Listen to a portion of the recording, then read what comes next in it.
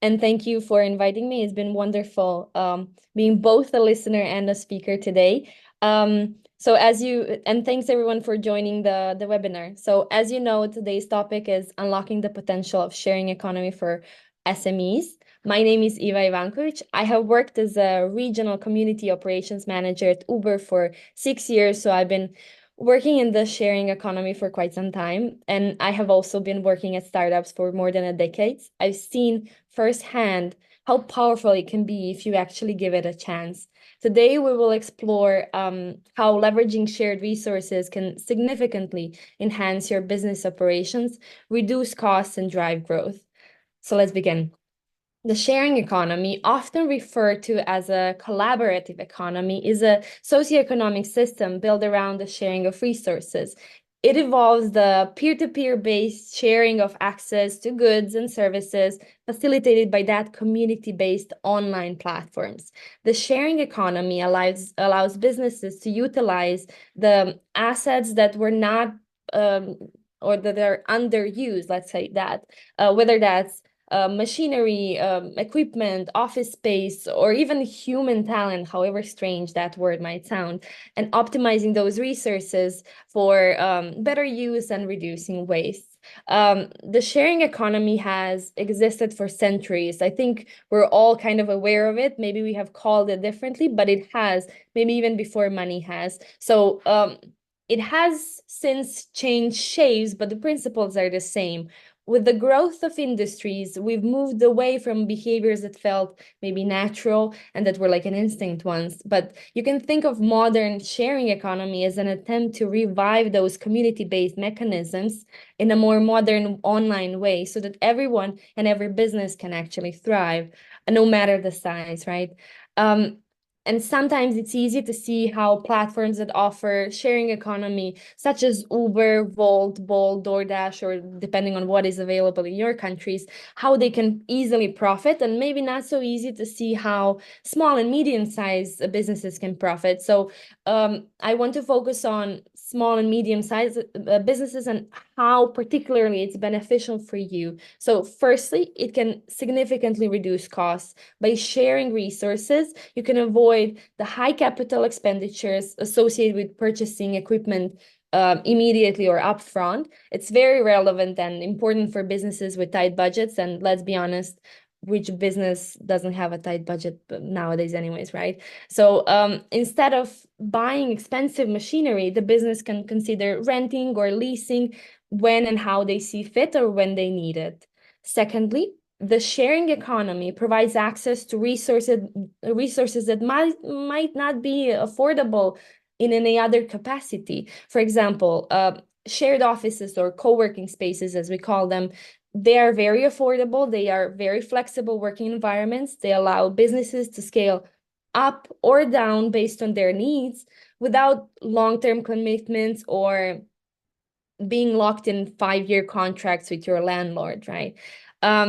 In addition to that, the sharing economy promotes operational efficiency, something that is very important for small and medium-sized businesses where one person is already wearing multiple hats and has many roles and want to maximize that minute or resource, time, money, whatever it is. So by sharing also human capital, however that word odd might seem, I promise it's not actually weird. The businesses can tap into that diverse talent pool for various projects without the need for maybe a full-time hire. So this is beneficial on both sides because this is where you would see a lot of freelancers thrive, whether they're a photographer, a designer, a cleaning person, or a project manager. For businesses, this can be particularly useful for short-term projects or special when they need specialized skill, or even when if they're working in an industry or country that has seasonality, for example, like Croatia. In a real world examples where I'm coming from, I can give you several different examples for different types of businesses or different types of industry. So if we continue with an example of the shared spaces. We have the case of WeWork, that is a collaborative workspace. It provides tools, equipment for small startups, even a little bit bigger ones, or companies that offer flexibility in terms of remote work. So SMEs in particular here can access all the technology, conference rooms, printers, etc., right? Whatever they need, even a kitchen, for a fraction of the cost they would if they had to purchase it or actually lease an office. And this allows them to not to worry on that part, but to focus on innovation and production without having heavy investment, especially in the beginning. Another example, considering my background at Uber, I will touch upon that a lot. So we have, for example, Uber Freight, which is a transportation for big carriers, big trucks, long distances. So, for example, businesses in the logistics sector can use those services that are available in some European markets to reduce transportation costs and increase efficiency. They can leverage the network of already available vehicles, ensure deliveries without having a large fleet of their own, right? On the other hand, something that might be closer to everyday use, we all know about certain delivery applications, whether that's DoorDash, Uber Eats, Glovo, or whatever is present in your market. It is also an opportunity for a business, especially a small business, to offer services there, because these platforms offer a variety of products other than just food. And this could grant the business visibility, reach, and brand awareness that could be more powerful than perhaps investing in traditional marketing channels. On top of that, it already provides logistics and delivery without you having taken care of it. That's already done. It does involve, of course, integration, but not as much as if you had a full-time staff working on it.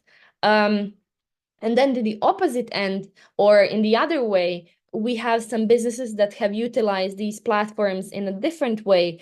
For example, if you are a small tourist agency that has its own fleet of tourist drivers, and outside of peak season, you might not have as much work because it's not a touristic season. Now with the sharing economy and services like Uber or Bolt, you can utilize that downtime by driving on platforms such as those.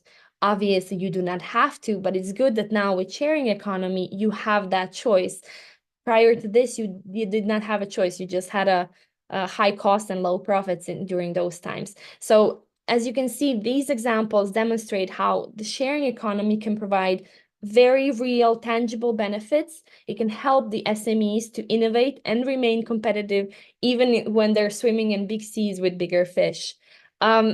So I know that the big question is, okay, this is great, but how do I actually do it? And what are the steps? Like, how do I begin? And one of the ways to begin is first, you need to identify what are those underutilized assets that you have, or what is it that you might not even consider is valuable, but it would be for someone else. So this could be from office space, specialized equipment. Think and determine how these assets can be shared or rented out or leased out. And very importantly, second part is explore platforms that facilitate those resource sharing. The great start is, like I said, website for office spaces or equipment rentals. These are usually an excellent starting point. For projects that you might have or seasonal increases, look into freelancing platforms to find the expert that you might need. These platforms not only provide the access to resources, but often offer a community of businesses that are very similar or at least like-minded.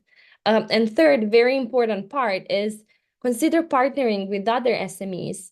Everyone has a lot to offer, especially if they combine their efforts. So collaborate on projects, share expertise and experience, combine resources to achieve common goals. This not only maximizes efficiency on a business side, but it also builds a network of support and innovation. And as we know, having a small or medium-sized business sometimes might be lonely. You might be the only person employed. So definitely rely on that support, because in a way that brings us back to our origins, where sharing and trading was natural and something very humane and innate in us. And if you do start in doing this and or considering this, I know that we all know that it comes with certain challenges. Of course, any changes does. So um, it will take a little bit of time and resources to adjust it. Also, what could be a concern would be a trust or reliability of those services. So some things that you can do to mitigate that potential side effect or risk is to use platforms with strong reputation, that have very robust review systems that you can look into or scroll through, or be sure that many humans have seen it and relied on it. The next thing that you should do is establish very clear agreements and communicate expectations, because then you can have a smooth collaboration. Without that, if something is assumed but not clearly stated, there is a room for potential misunderstanding. And then the second challenge would be the integration of those resources into existing operations. Obviously, this varies from business to business. I don't think there are two companies with identical setup, but what you can do, or how I would advise to start, is to start small, test the waters with a few resources, and gradually expand as you become more comfortable with the process and when you start to see the benefits. So to end up with, the sharing economy offers very big potential, especially for small and medium-sized businesses. By reducing costs, providing access to otherwise unaffordable services, and promoting operational efficiency, it can empower businesses and people behind those businesses to innovate and grow. I really encourage you to at least consider it or start. Always feel free to reach out to people that are in the industries that are more likely to help than you might think. As they say, there are never stupid questions. So I am really looking forward to hearing some of your questions right now and seeing if there's any way I can answer them or help. Let me take a look at the chat right now. Thank you so much for your attention. So feel free to type.